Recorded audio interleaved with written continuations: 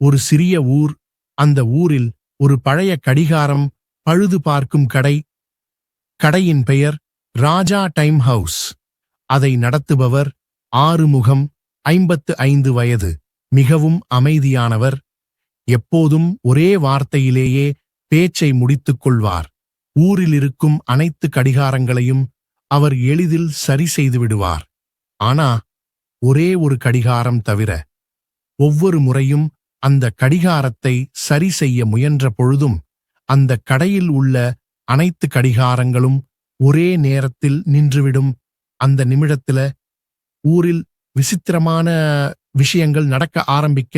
அந்த நாளில் துணிச்சலான ஒரு ஆசிரியர் திடீரென்று சோர்ந்து போகிறார். ஒரு குழந்தை ஓவியம் வரைய ஆரம்பிக்கிறது. ஆனா அதன் கைகளில் உயிர் இல்லாத மாதிரி. 10 வருடங்களாக ஒற்றுமையாக இருந்த அண்ணன், தங்கை ஒரே நிமிடத்தில் சண்டையிடுகிறார்கள். இவை எல்லாவற்றையும் கவனிப்பவர் ஒரே ஒருவர்தான், ஆறுமுகம். ஆனால் ஒவ்வொரு முறையும் அந்த கடிகாரத்தை சரி செய்ய முயன்றா போதும் அவர் தோற்கிறார். ரியா ஆறுமுகத்தின் உயிர்மகள். சிறுமி ரியா ஒரு பழக்கம் வைத்திருந்தாள். தினமும் அதே நேரத்தில், அதே இடத்தில், அதே பெஞ்சில் உட்கார்ந்து ஒரு கடிகாரம் வரைவாள். ஆறுமுகம் கவனிக்கிறார். அவர் கேட்கிறார், ஏன் எப்போதும் கடிகாரம்தான்? ரியா மெதுவா சொல்கிறாள், எங்க அம்மா திரும்ப வர நேரம் தெரியணும்.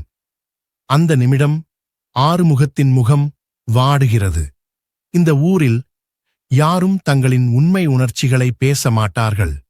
அம்மா துக்கம் மறைப்பாள், அப்பா தோல்வி மறைப்பார், குழந்தைகள் பயம் மறைப்பார்கள்.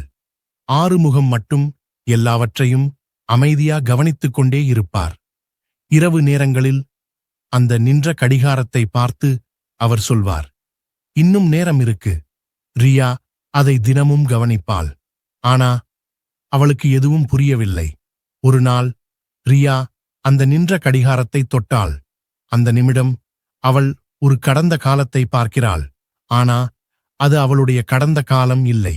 அது ஆறுமுகத்தின் கடந்த காலம். ஒரு மனிதன் தன் வாழ்க்கையில் பல தவறுகள் செய்யலாம். ஆனா ஒரே ஒரு தவறு முழு வாழ்க்கையையே நிறுத்தி வைக்கும். அந்த தவறுதான் ஆறுமுகத்தின் வாழ்க்கையிலும் நடந்தது.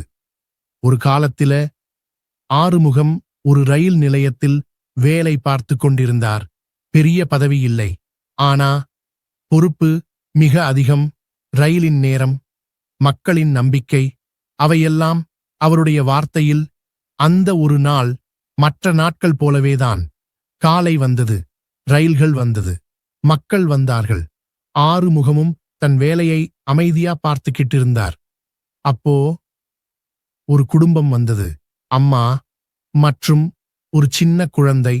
அந்த குழந்தை அம்மாவின் கையை இறுக்க பிடிச்சிருந்தது. அவர்கள் கேட்டார்கள், இந்த ரயில் எத்தனை மணிக்கு வரும்? ஆறுமுகம் ஒரு நிமிஷம் கூட யோசிக்கல. அவர் சொன்னா, அந்த நேரம் ஒரு நிமிஷம் தவறான நேரம். அந்த ஒரு நிமிடம் யாருக்கும் பெருசா தோணல. ஆறுமுகத்துக்கும் கூட அந்த நிமிடம் அதிகமா தோணல. ஆனா அந்த குடும்பத்துக்கு அது வாழ்க்கையே மாறும் நேரமாக மாறிடுச்சு. ரயில் வந்தது. அது பரிசோதனை செய்யக்கூடிய ரயில். அந்த ஒரு நிமிட தவறுதலால் அந்த அம்மாவும் குழந்தையும் அந்த பரிசோதனை செய்யக்கூடிய ரயிலில் ஏறினார்கள். அந்த ரயில் நகரத் தொடங்கியது. அந்த நேரத்துல டெக்னிக்கல் ஃபால்ட், ரயில் விபத்துக்குள்ளானது. அதனை அறிந்த ஆறுமுகம் ஓடி வந்து இருவரையும் காப்பாற்ற முயல்கிறார். அதில் குழந்தை மட்டுமே காப்பாற்றப்பட்டது. நேரம் தவறாக சொன்ன ஒரே ஒரு நாள். அதனால் ஒரு குடும்பம் பிரிந்தது. ஒரு தவறான முடிவு, ஒரு பிரிவு, ஒரு நீங்காத வலி. அந்த நாளுக்குப் பிறகு ஆறுமுகம் ரயில் நிலையம் போகவில்லை. ரயிலின் சத்தம் கூட அவருக்கு வலியாயிருந்தது. அவர் புரிந்து கொண்டார், நேரம் தவறினா வாழ்க்கையே மாறிடும். அதனால்தான் அவர் பழைய கடிகாரங்களை சரி செய்ய ஆரம்பித்தார். நேரத்தை திருத்த முடியாவிட்டாலும் மனசுக்கு மன்னிப்பு கிடைக்கும்னு. ஆனா ஒரே ஒரு கடிகாரம் மட்டும் அவரிடம் சரி ஆகவே இல்லை. அதுதான் அந்த நாள் நின்ற நேரம். ரியா அந்த நினைவுகளை முழுசா பார்த்தபோது அவளுக்கு உண்மை புரிந்தது. அந்த குடும்பத்தில் இருந்த அந்த சின்ன குழந்தை. அவள்தான் ரியா. ஆறுமுகம் உடைந்து அழுகிறார். நேரம் தவறினது அந்த நாள். ஆனா என் மனசு இப்பவும் மன்னிப்பு கேக்குது.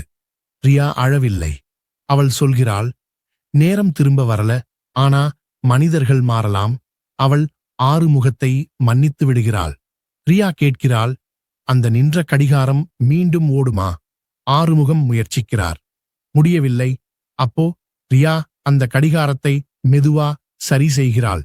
அந்த நிமிடம் கடிகாரம் தானாக ஓட ஆரம்பிக்கிறது. அதே நேரத்தில் ஊர் மக்கள் ஒவ்வொருவராக தங்களின் உண்மை உணர்ச்சிகளை பேச ஆரம்பிக்கிறார்கள்.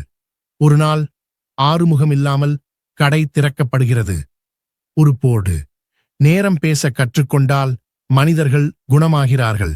அந்த கடையை நடத்துவது ரியா. புதிய பெயர் செகண்ட் சான்ஸ் டைம். நேரம் எல்லாத்தையும் மாற்றும் என்பார்கள். ஆனா நேரம் தவறினால் வாழ்க்கையே மாறிவிடும். Time is gold.